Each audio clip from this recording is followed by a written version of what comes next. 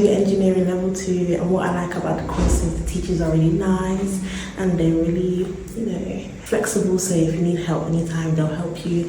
The college is really friendly, everybody's friendly to each other, and I believe that you should complete that. My name is Kevin. I'm doing level 2 electrical engineering, and what I like about my course is that the things I'm learning right now, I see myself utilising in the future. What I like about the school is the technology that we have. The computers are fast and they don't lag at all. My colleagues, I haven't had one instance where I've felt pressured, peer pressured, or where I've felt embarrassed to say something. I've been comfortable around my peers and the teachers as well. I don't feel like I have to hide anything from them, and I can actually be myself. My name is Perez. I'm doing level 2 mechanical engineering.